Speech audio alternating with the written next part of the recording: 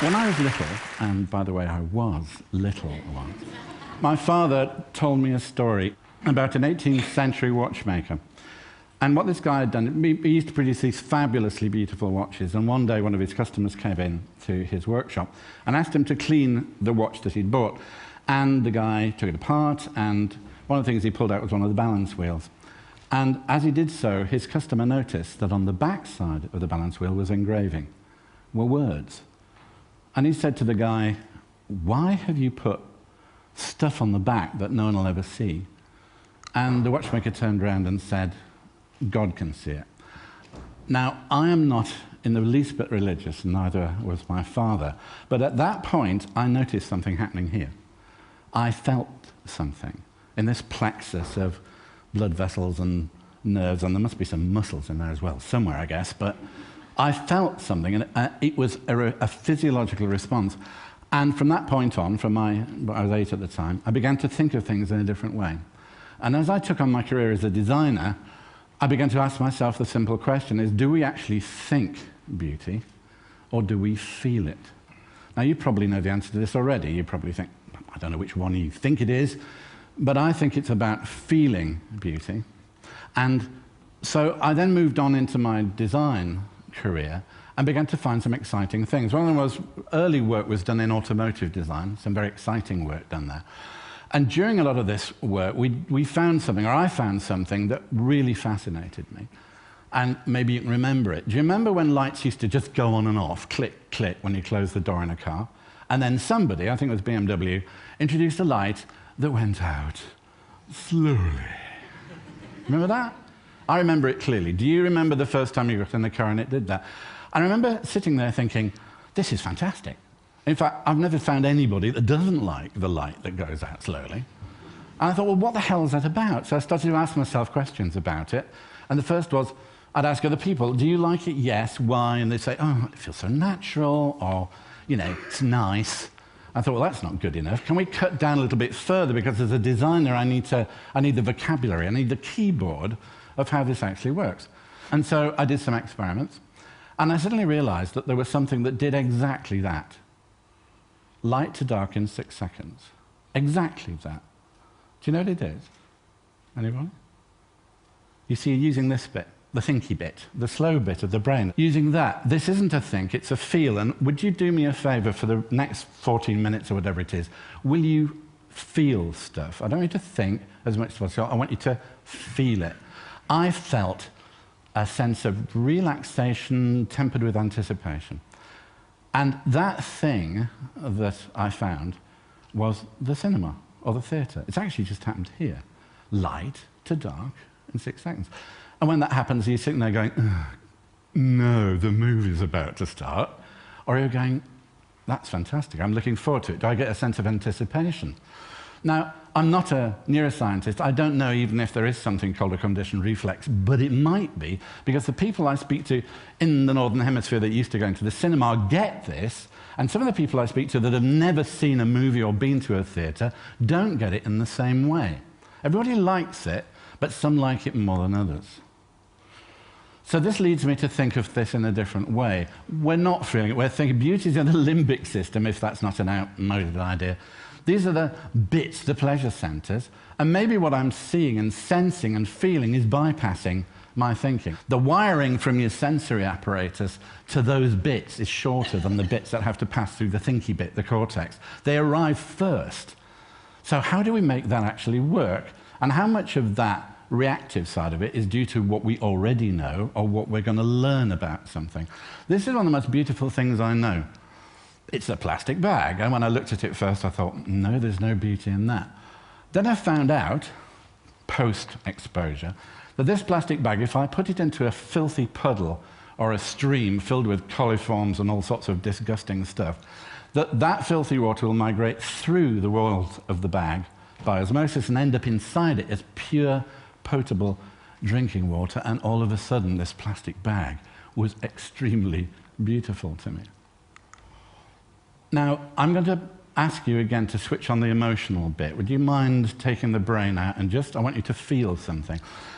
Look at that. What are you feeling about it? Is it beautiful? Is it exciting. I'm watching your faces very carefully. There's some rather bored-looking gentlemen and some slightly engaged-looking ladies who are picking up something off that. Maybe there's an innocence to it. Now I'm going to tell you what it is. Are you ready? This is the last act on this earth of a little girl called Heidi, 5 years old, before she died of cancer of the spine. It's the last thing she did, the last physical act. Look at that picture. Look at the innocence. Look at the beauty in it. Is it beautiful now? Stop. Stop. How do you feel? Where are you feeling this? I'm feeling it here. I feel it here. And I'm watching your faces because your faces are telling me something. There's a lady over there who's actually crying, by the way, but what are you doing? I watch what people do. I watch faces. I watch reactions because I have to know how people react to things. And one of the most common faces on something faced with beauty, something stupefyingly delicious, is what I call the OMG. And by the way, there's no pleasure in that face. It's not a, this is wonderful. The eyebrows are doing this, the eyes are defocused, and the mouth is hanging open. That's not the expression of joy. There's something else in there. There's something weird happening. So pleasure seems to be tempered by a whole series of different things coming in. Poignancy is a word I love as a designer. It means something triggering a big emotional response, often quite a sad emotional response, but it's part of what we do. It isn't just about nice.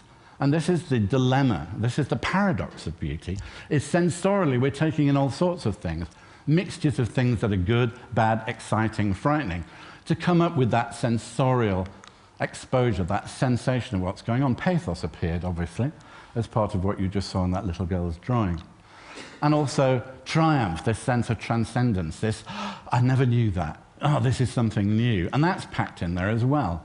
And as we assemble these tools, from a design point of view, I get terribly excited about it, because these are things, as we've already said, that are arriving at the brain, it would seem, before cognition, before we can manipulate them. Like electrochemical party tricks. Now, what I'm also interested in is it possible to separate intrinsic and extrinsic beauty? By that I mean intrinsically beautiful thing, just something that's exquisitely beautiful, that's universally beautiful. Very hard to find. Maybe you've got some examples of it. Very hard to find something that, to everybody, is a very beautiful thing without a certain amount of information packed in there before. So a lot of it tends to be extrinsic. It's mediated by information before the comprehension, or the information's added on at the back, like that little girl's drawing that I showed you. Now, when talking about beauty, you can't get away from the fact that a lot of experiments have been done in this way with faces and what have you. And one of the most tedious one, I think, was saying that beauty was about symmetry. Well, it obviously isn't. This is a more interesting one, where half faces were shown to some people, and then to add them into a list of most beautiful to least beautiful, and then exposing a full face, and they found that there was almost exact coincidence. So it wasn't about symmetry. In fact, this lady has a particularly asymmetrical face, of which both sides are beautiful, but they're both different. And as a designer, I can't help meddling with stuff, so I pulled it to bits and sort of did stuff like this, and try to understand what the individual elements were, but feeling it as I go. Now, I can feel a sensation of delight and beauty if I look at that eye. I'm not getting it off the eyebrow, and the ear roll isn't doing it to me at all. So I don't know how much this is helping me, but it's helping to guide me to the places where the signals are coming off. And as I say, I'm not a neuroscientist, but to understand how I can start to assemble things that will very quickly bypass this thinking part and get me into the enjoyable precognitive elements. Anais Nin and the Talmud have told us time and time again that we see things not as they are, but as we are. So I'm going to shamelessly expose something to you which is beautiful to me. This is the F1 MV Agusta. Oh.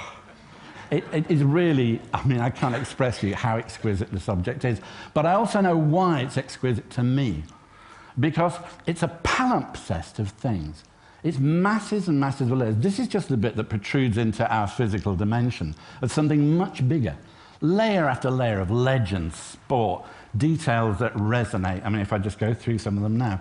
I know about laminar flow. when it comes to air-piercing objects, and that does it consummately well. You can see it can, so that's getting me excited, and I feel that here, right? This bit, the big secret of automotive design, reflection management. It's not about the shapes, it's how the shapes reflect light. Now that thing, light flickers across it as you move, so it becomes a kinetic object even though it's standing still, managed by how brilliantly that's done on the reflections.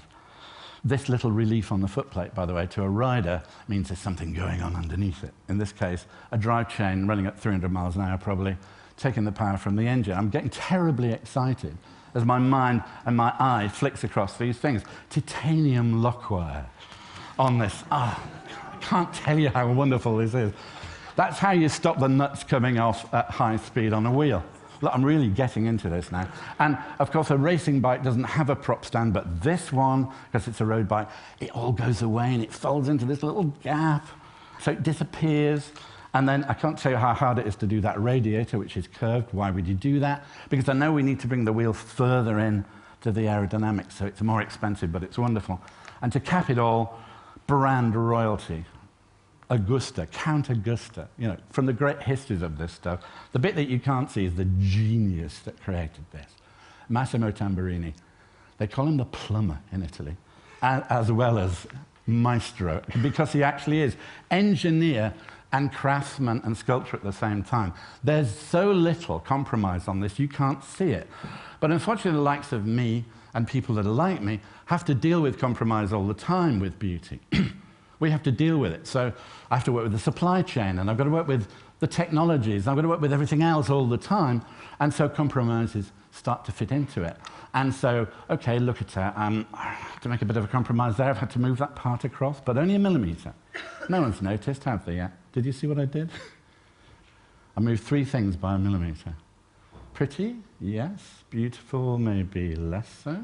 But then, of course, the consumer in the consumer research says that doesn't really matter, so that's okay, isn't it?